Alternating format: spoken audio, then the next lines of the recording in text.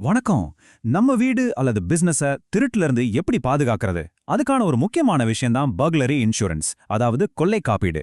இத பத்தி நீங்க தெரிஞ்சுக்க வேண்டிய எல்லாத்தையும் இன்னைக்கு நாம ரொம்ப எளிமையா பார்க்க போறோம். இது கொஞ்சம் குழப்பமா இருக்கிற மாதிரி தோணலாம். ஆனா கவலைப்படாதீங்க.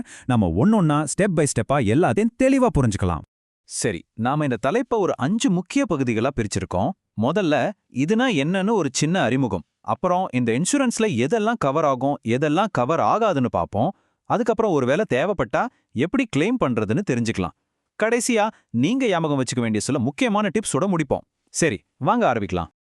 ஓகே, நம்மளோட பகுதி கொள்ளை காப்பீடுனா முதல்ல என்ன, அதோட அடிப்படை என்னங்கறத பத்தி ஒரு தெளிவான அறிமுகத்தோட ஆரம்பிக்கலாம் வாங்க. சரி, கொள்ளை காப்பீடுனா என்ன?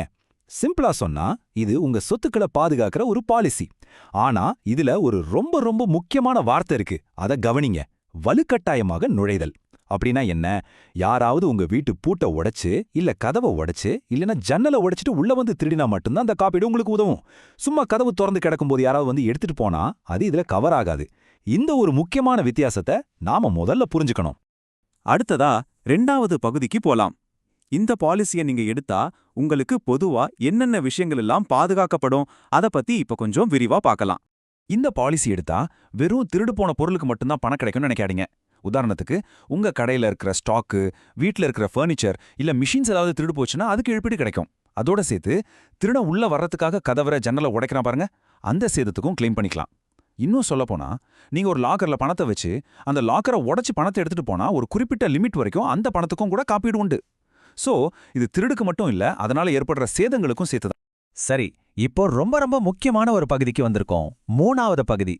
எதுக்கெல்லாம் காப்பீடு கிடைக்கும்னு பார்த்தோம், ஆனா எதுக்கெல்லாம் கிடைக்காதுன்னு தெரிஞ்சுக்கிறது அதை விட முக்கியம் இல்லையா? வாங்க பார்க்கலாம். அப்போ நமக்கு ஒரு கேள்வி வரும். சரி, கொள்ளை நடந்துருச்சு, அதனால ஏற்படுற எல்லா நஷ்டத்துக்கும் இன்சூரன்ஸ் கம்பெனி காசு கொடுத்துருவாங்களா? உண்மையை சொல்லணும்னா இல்ல. சில குறிப்பிட்ட சூழ்நிலைகள்ல இந்த காப்பீடு பொருந்தாது. அது என்னன்னு பார்க்கலாம். இந்த டேபிள பாருங்க, உங்களுக்கு ரொம்ப தெளிவா புரியும். இடது பக்கம் காப்பீட்டுல அடங்குற விஷயங்கள் இருக்கு. அதாவது பூட்டை உடைச்சு நடக்கிற கொள்ளை, அதனால ஏற்படுற சேதம்.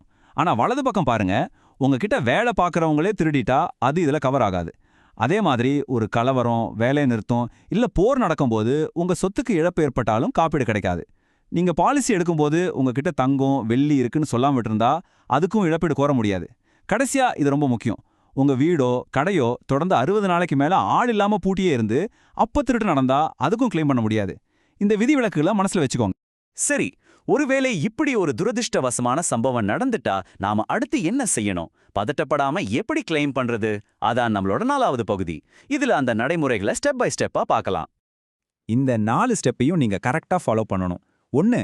சம்பவம் நடந்த உடனே ஒரு நிமிஷம் கூட தாமதிக்காம உங்க இன்சூரன்ஸ் கம்பெனிக்கு ஃபோன் பண்ணி சொல்லணும். 2. அடுத்ததா உடனே பக்கத்துல இருக்க போலீஸ் ஸ்டேஷன்ல போய் முதல் தகவல் அறிக்கை, அதாவது எஃப்ஐஆர் ஃபைல் பண்ணணும். 3. இன்சூரன்ஸ் கம்பெனி கேட்குற கிளைம் ஃபார்ம், எஃப்ஐஆர் காப்பி, என்னென்ன பொருள் திருடு போச்சுங்கிற லிஸ்ட் எல்லாத்தையும் சப்மிட் பண்ணணும். கடைசியா இன்சூரன்ஸ் கம்பெனில இருந்து ஒரு சர்வேயர் வருவார். அவர் விசாரணைக்கு முழு ஒத்துழைப்பு கொடுக்கணும். இந்த விஷயத்துல எவ்வளோ சீக்கிரம் செயல்படுறீங்களோ அவ்வளோ நல்லது. ஓகே, இப்போ நாம கடைசி பகுதிக்கு வந்துட்டோம். இதுல பாலிசி எடுத்தவங்க எப்பவும் மனசுல வச்சுக்க வேண்டிய சில முக்கியமான விஷயங்களை பத்தி பேச போறோம். இந்த 3 விஷயத்தையும் கண்டிப்பா ஞாபகம் வச்சுக்கோங்க. 1. தயவு செஞ்சு உங்க பாலிசி டாக்குமெண்ட்டை ஒரு தடவைக்கு 2 தடவை நல்லா படிங்க. எல்லா கண்டிஷனையும் புரிஞ்சுக்கோங்க. 2வது, உங்க சம் இன்ஷோர்டு, அதாவது காப்பீட்டு தொகை, அது உங்க பொருட்களோட இன்னைய மதிப்புக்கு சரியா இருக்கான்னு செக் பண்ணுங்க. இல்லனா நஷ்டம் ஏற்படும் போது முழு பணமும் கிடைக்காது.